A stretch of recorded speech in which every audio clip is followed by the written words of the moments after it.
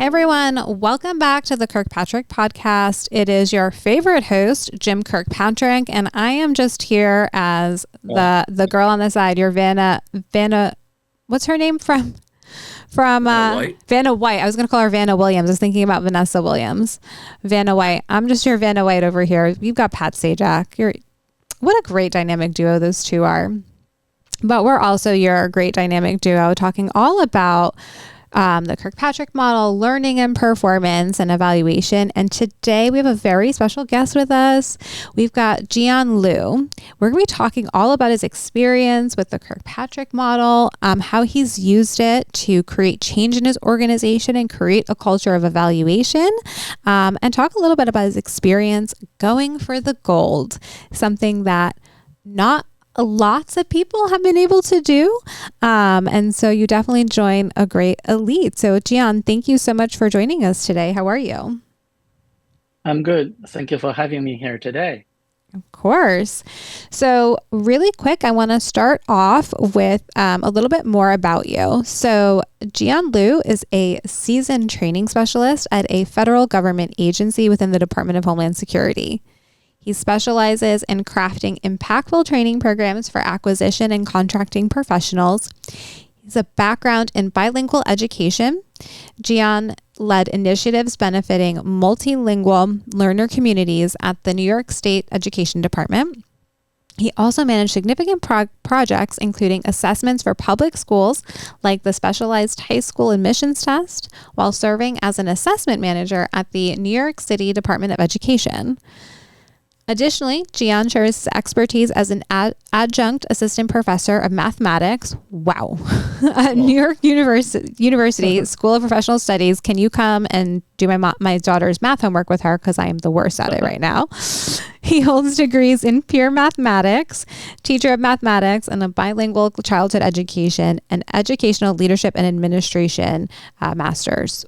Wow. Okay. I am under-credentialized for this conversation, which reflects his dedication to excellence and continuing learning. Jian, again, thank you so much for being here. I really appreciate you taking the time and sharing a little bit more about your experience. I want to be very clear where I first met Jian.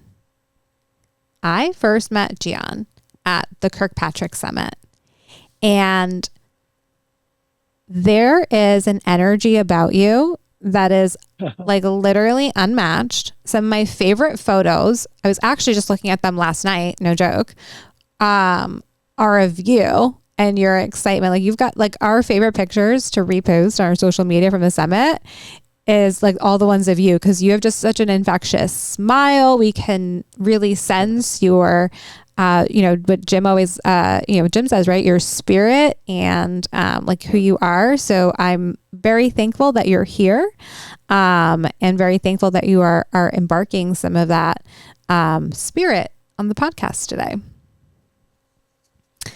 So can you tell me a little bit more about your background and your introduction to the Kirkpatrick Model and Kirkpatrick Partners?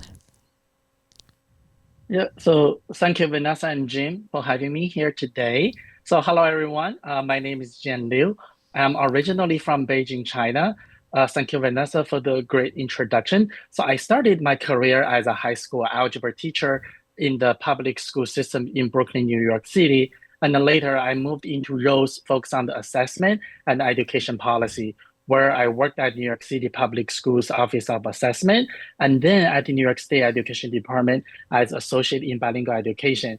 So transition in October 2021, I joined the federal workforce as a training specialist at the agency under Department of Homeland Security. That begins as the only training specialist in the office contracting. I want to connect with other training professionals and learn more about the field. So that's where I first met with Ronnie Soria. Yeah. So at that time, she was the Kirkpatrick Certification Program Manager in my agency. So she introduced me to the Kirkpatrick Partners and the Kirkpatrick Model. So technically, that was my first ever time hearing about the model. And also when Ronnie explained to me that this model is about evaluating learning programs, And I knew that is something I want to learn more. So with my background in assessment and evaluation, it felt like a great opportunity. So then I applied for the Kirkpatrick Bronze Certification Program Mhm. and joined the spring 2022 cohort at my agency. So that's how my journey with the Kirkpatrick models began. And it has been an important part of my work ever since.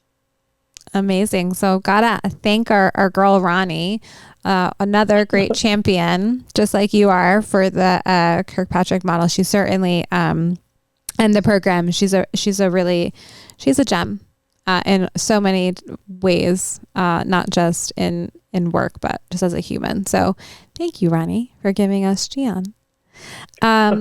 So would you say that this model, like, tell me how you use it today? Is it something that you're using often? How is it integrated into your workflow? That's really a good and interesting question. So after earning my bronze certification, I discovered that this is actually a prerequisite for a lot of other training programs in my agency. So that's really opened my door to connect with this learning professional community. So a lot of people have earned the certification, but whether they are actively using it at their work, that is something I'm not sure. Mm. But for me, I found the Kirkpatrick model to be really practical and valuable in my role. So in my office, the Office of Contracting, we have a structured learning program called the Acquisition Introductory Training, AIT program. So this is designed for newly hired contracting professionals.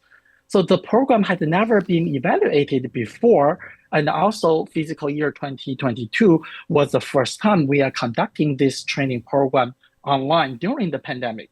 So after earning the Kirkpatrick Bronze, I decided to use it as the foundation for the blended evaluation plan when working towards my certification. So not only did I create the plan during my bronze certification program, I also executed that. So I collect the data and also wrote a comprehensible evaluation report and present this to Dr. Jim Kirkpatrick in the summer of 2023, which led me to earning my silver certification. So since then, I start applying the Kirkpatrick models more intentionally. So I use the language and the concepts when designing either new programs or modifying existing programs in my Mm. office. So it becomes part of how I approach my work, and it's made me make a real difference in how I think about training and evaluation now. So I have to ask, what was it like to present to Dr. Jim Kirkpatrick? I would be nervous, but that's just me. Yeah, because that, to be honest, that was my first ever time see Dr. Jim Kirkpatrick as a 3D person on the screen, like a real person. I only heard about the name since learning the program.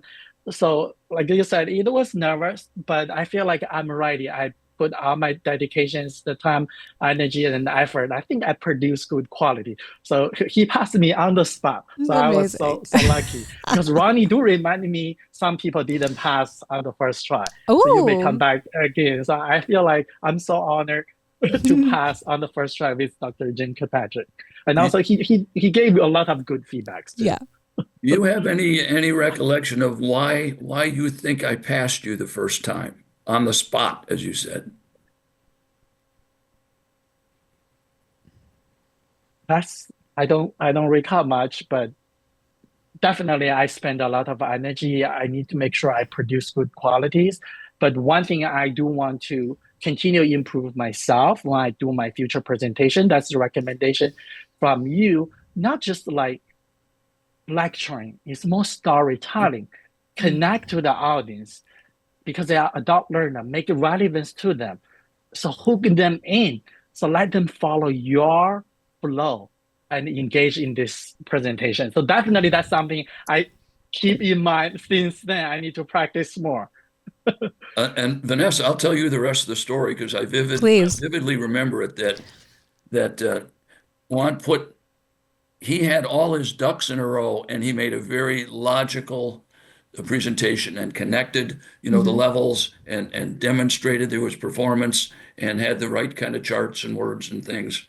And I passed him, but it was on one promise, on condition that the next time he presents this to whoever it is, he has to show his heart that you mentioned. Yep. And because he was a lecturer, and it was a proper down, but I remember I gave him a pass because of the technical work that he did, and it was a successful program. But you saw it right when he just came on, and you saw it at the summit. Yeah. That now realizing that it is absolutely just as important to not just have a good story, but to connect the people with the story. And you can see that he has taken me at my word. Oh, absolutely. And to your point, Jim, I think people remember, it's like something we say often, like they remember stories and how you make them feel. Data is good. Like you have to have the measurements, right? And that's important to help tell that story and support it, like factually, right? But the story and hitting the heart is how behavior actually can change. Yeah, that's right. And you can even sense it, and that's what exactly draws people. Now, I heard some pretty powerful words. Vanessa, you were talking back and forth with him, and he was answering. He said, and you read, quote, impactful programs. I have that written down, and also benefiting people, and also he said valuable. Now, I'll tell you, I have a whole lot of people that are in the learning and development world that mention those words and say, oh, we're impactful, we're benefiting our customers, and they're finding it valuable. And then I ask them, what evidence do you have? And guess what? Silence. They're just fancy words to most people. And that's why, John, I'm going to ask you that, because you need to support those words that you mentioned, impactful. In what way has what you've been doing been impactful, and to whom? absolutely. Right. So that's really bring me back to my memory and experience. Let's talk about the acquisition introductory training, the AIT program, was fully implemented online in fiscal year 2022. That's was the first time we transitioned from in-person to online. And I use this as the basis for my evaluation work. In fiscal year 23, I collect data, like I said, wrote the report, and using the findings and the recommendations, some changes to improve the program. So we were able to incorporate those practices, feedbacks from the participant and the evaluation result. So make the modifications. So now we are able to successfully implementing the updated program with a new cohort of the contracting professionals in FY24. So that really takes time. But being bronze, silver, or now gold certified boosts my confidence in discussing the Kirkpatrick model with others, because I don't have the language, I don't have the knowledge before. And also I share with people about my experience in executing those evaluation plans.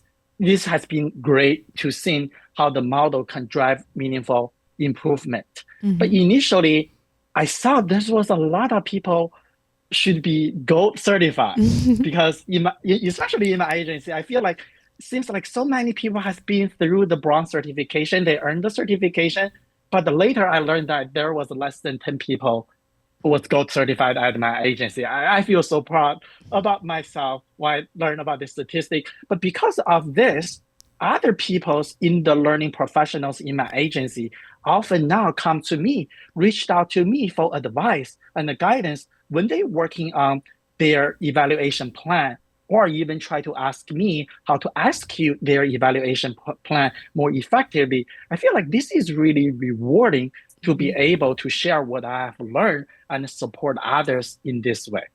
Do you have a particular story? You don't have to use, you can make up a first name or something, of somebody that has benefited from what you have done with them, your spirit and your understanding of the model?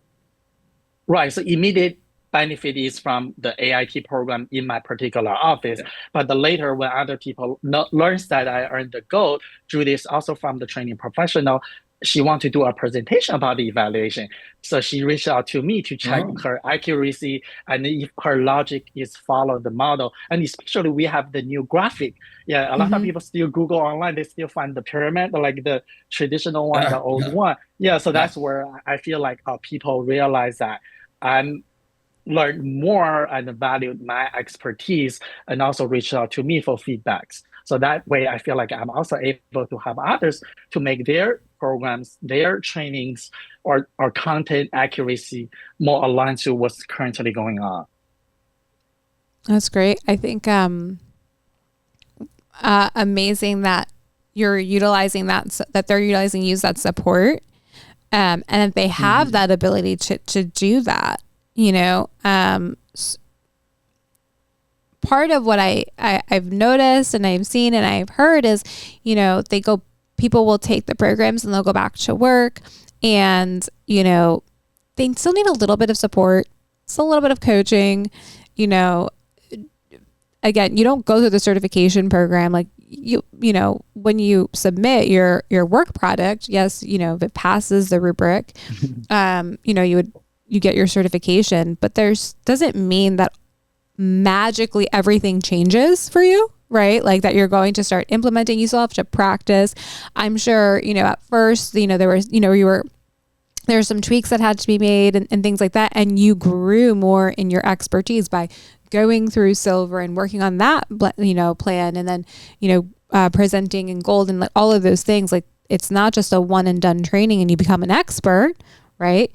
It takes time. It takes you, continuing your education. I see the things that are out there. You're, constantly engaging with our educational content, participating in webinars and things like that, because this is a muscle you have to keep training. But the beauty that you are able to then provide that support to others, because that's the other piece to it too, is knowing who to go to that's going to give you a good answer, the right answer, and being able to have that conversation of, is my thought process of how I'm thinking about, connecting the levels and analyzing this data, am I thinking of it accurately, or are you seeing it in a different way? Because we can often look at data still with our own biases and things like that. So it helps to mitigate some of those things. And so it's great that you're that internal resource, and a reason why we put together the Kirkpatrick community, right? That people are still able to engage in for a year after their certification programs are ongoing, if they choose to opt into it, is because we want people to have a place to go, because not everyone has a Jian, at work to help be that community support. But yeah, that's great. And that's, I commend you for being that support for others. Thank you. Of course. I have a question for you. For decades now, ever since my dad was teaching in the 1950s and 60s, they've always called it learning and development. Nothing new about that. It's been around for 70 years. And still to this day, when I ask a group of people what's the first budget to be cut, they say learning and development, like it's a foregone conclusion. So here's a question for you, a challenging question for you moving into the next year. What advice would you give them, that those people that are well-meaning, they design, develop, and deliver training, and that's all they do?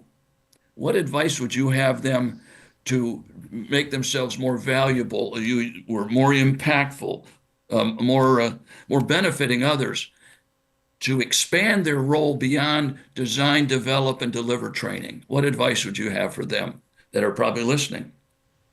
Yeah, I think that's back to a keyword you told me before.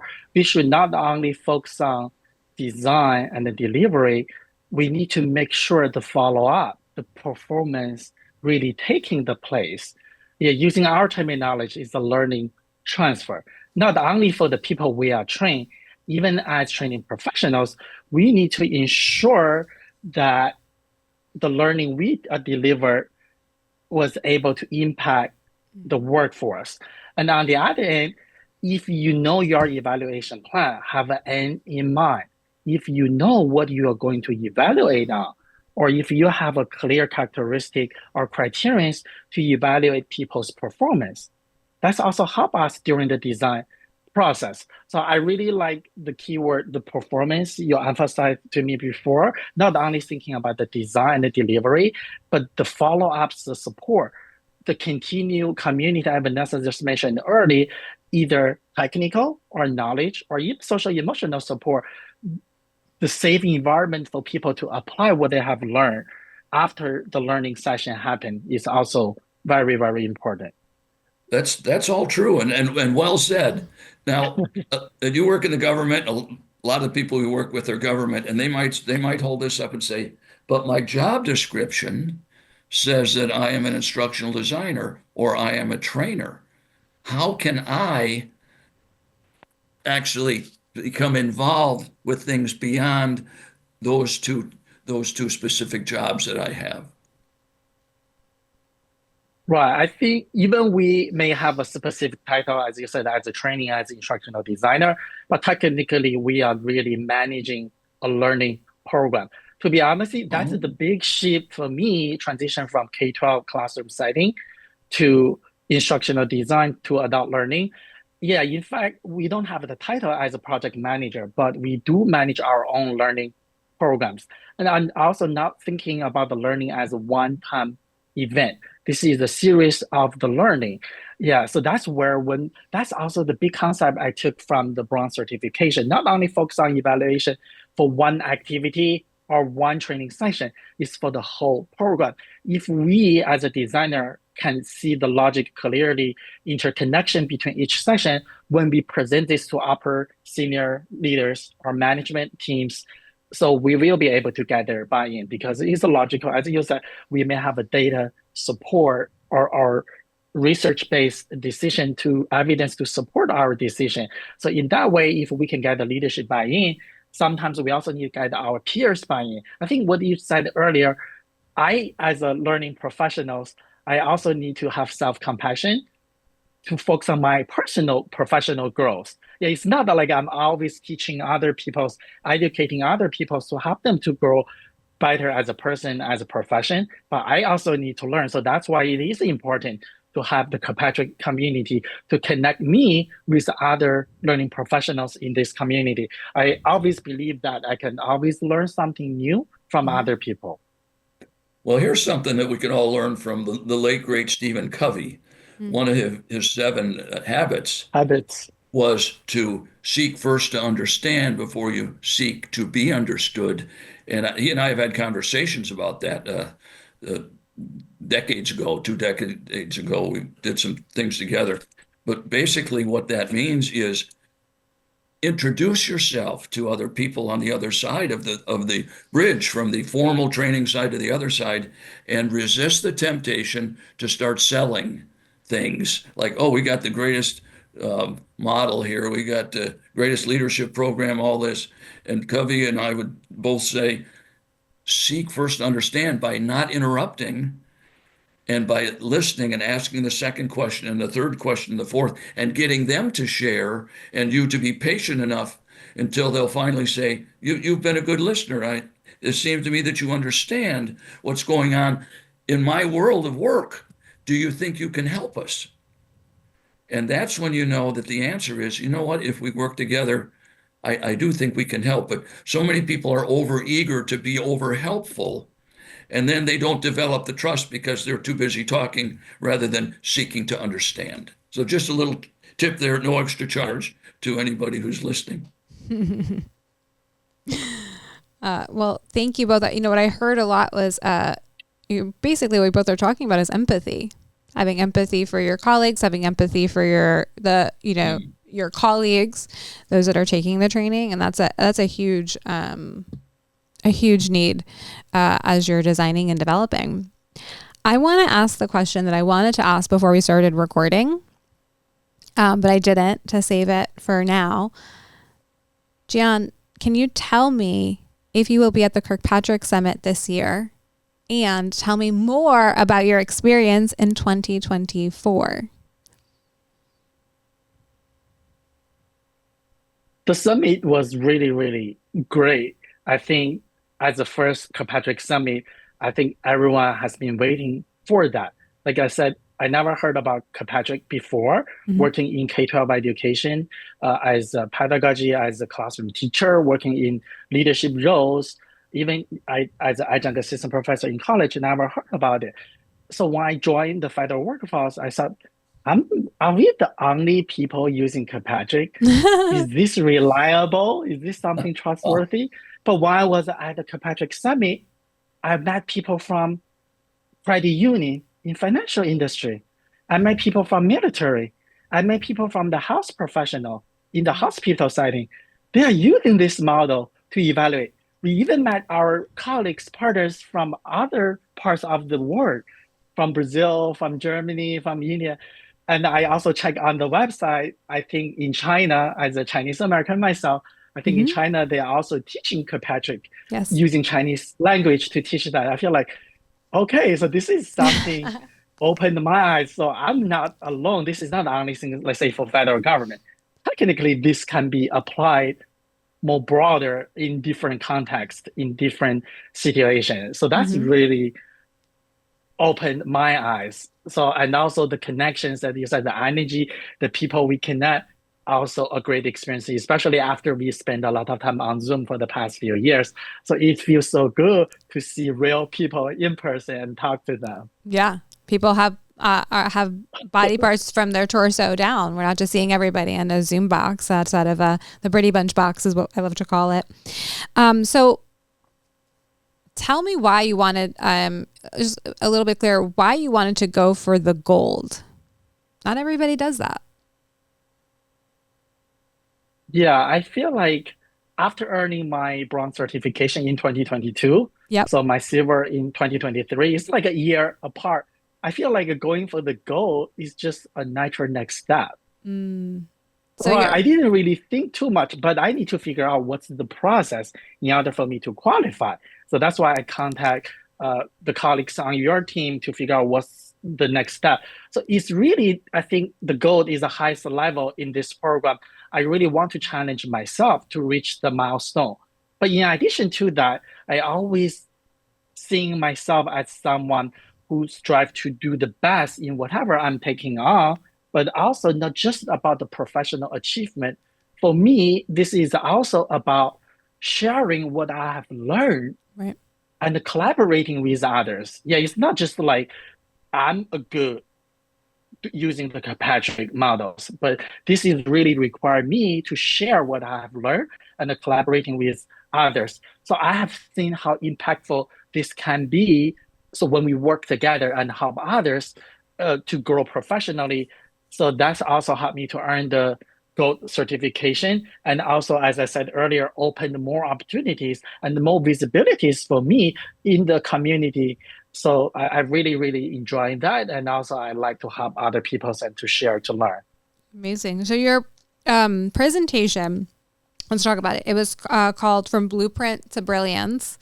I love a blueprint Mm-hmm. reference. You talked about the evolution of organizational culture during that presentation, or organizational evaluation culture. My favorite thing to talk about. Tell me more about what that looked like inside of your agency.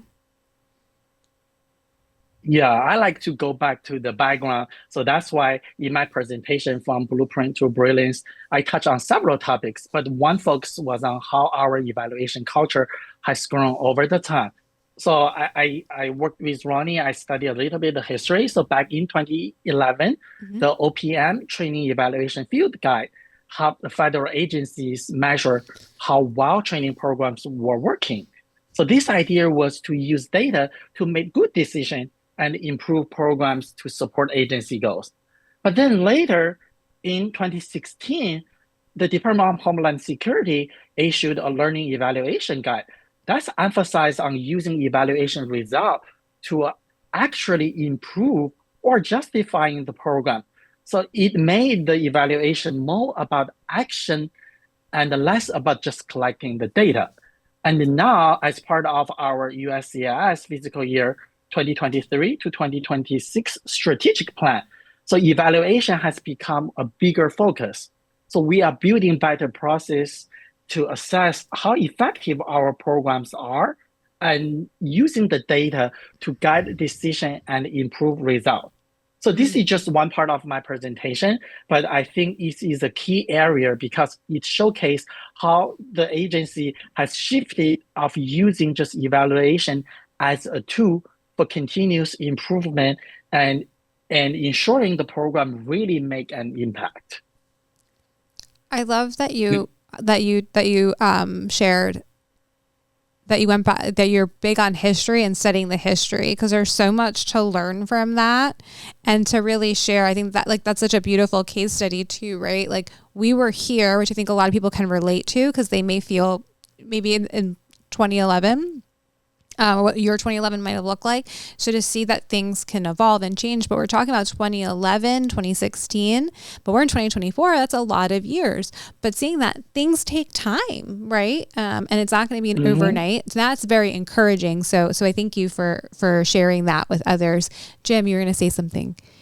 Yeah, that takes me back to years ago when I was in college a lot because I didn't want to work. And, got a bachelor's degree, a couple things, and then master's degree, and then thought, well, I'm on a roll. I'm going to get the PhD, and I got that from Indiana State University. And I had a committee, and they were all my friends and buddies, and they helped me write the dissertation and all that stuff. Then it was time to defend it in front of this committee of my brothers and sisters in education, and it was going to be a party for me. Well, guess what? It was a disaster for me because they tore me from one end to the other, looking at things in the dissertation and saying, well, what about this? This doesn't make sense. And I'm looking at that person saying, you helped me write it, but I didn't say that. And then afterwards, I was bloody and bruised and went to my chairman's office. I said, why were you guys so hard on me? And he said, that wasn't supposed to be a party. You are going to be a representative of our university. And we wanted to make sure you were ready to go out and be an ambassador for us. And that's the same thing here with bronze, silver, and gold in a mini version. And what we have an ulterior motive, don't we, Vanessa, with getting people to gold, because Juan and other people like him are representing the model and representing us where we can't go. And I just want you to know that you are an ambassador, and a fine ambassador for us. And not for us, but for a better way, and for success. We really don't, we're kind of beyond needing the pats on the back, but we want to see success breed success, and you're sure helping the cause. I think it too goes back to what you were saying earlier, Jim, about the storytelling, right? Yeah. Essentially what gold is for folks is telling your story, to help show people what is possible. Because there's so many people out there saying it's not possible. Levels 3 and 4, you can't do it. All these things, but there are so many people that have success stories that they can share, and that's the important part, because we have to show people what is possible. Like, we can say it all the time, right? But it means more when it comes from someone that's been there in the trenches, like they have. Yeah, if we hear it from Dr. Jim Kirkpatrick or CEO Vanessa, we don't have nearly as much credibility. I mean, I don't know what you're talking guess about. What you're going to say? It's your stuff. But when they hear it from other people, that's we know when things are going to work. Oh, absolutely, absolutely. So, Jian, tell me, what advice do you have for learning and performance? See what I did there? Professionals trying to create a culture of evaluation and really embed evaluation into their organization. Wow, that's a tough question. I think my advice should be something simple. Just start small, right? Start something small, but be consistent, right? You focus on building the evaluation into everyday process rather than just treating this as one-time deal, one-time task. So you can use clear, actionable data to show how the value of training, and share those results with the leadership and stakeholders to get their buy-in. And most importantly, fostering collaboration. You can work with others to align the evaluation effort with the whole organizational goal. So over time, I think those small steps can really lead to a strong culture of evaluation. Amazing. I love that. Keep it simple, small, be collaborative, but use that and make it a part of your everyday. So it doesn't feel like an add-on. It reminds me actually that advice of, have you read Atomic Habits by James Clear? It's No, all I heard about, about the book. yeah, I mean, I read it at least once a year. So we're maybe by recording, we'll already be in January, or by distribution of this podcast, we might be in January, but in January, I read Atomic Habits because, it's New Year, new me. Everyone loves a good New Year's resolution. But I love the idea of habit stacking. And, one of the quotes that we have in the Bronze program is that, you don't fail to your goal, you fail because of the systems. And it's if you don't if your goal is to evaluate and to do things differently, you have to make it as part of, you have to stack that habit on top of other things you're already doing and adjust what you're doing in order to actually make it part of your day. If it's another extra thing that you have to do, then it becomes, much more difficult to actually implement. And so I think to your point, I think essentially it's what you're saying, right? Make it a habit that you can stack upon something else so that you actually do it, as opposed to it's an extra thing that I have to remember that we want to do when there's no time, or, my plate gets too full, all of these things. It's easy for me to let that piece go and revert back to how things have always been done, but we never grow if we don't get uncomfortable first. For anybody that wants to go for the gold, besides obviously coming to the Kirkpatrick Summit as a speaker to present, hint, hint, wink, wink, those speaker forms are available, or proposals are out now. So make sure you sign up or you submit your proposal. What advice do you have? Yeah, as we said, the purpose of the goal is to start retiring, to share what we have learned. So if you are aiming for gold, focus on collaboration and sharing what you have learned. So it is not just about achieving the certification. It's about applying your knowledge, working with others, and using those connections to make a real impact, either on programs and outcomes. Amazing. Jian, where can our audience connect with you? I'm actively on social media. So one thing you can find me, just search my name, Jian Liu, on LinkedIn. So I would love to connect and also join the Kirkpatrick community. We can have a lot of collaboration and discussion there as well. Amazing. Well, hopefully we'll see you at the next summit. And thank you for being here, Dr. Kirkpatrick. Always a pleasure to see you. And friends, thank you all for joining us today. Make sure if you're interested in going for the gold, you've gone through silver. So reach out to see where you are in that process, and we can help get you to that, to sharing your own stories as well. Thank you all for watching and for listening, and we'll catch you all on the next episode.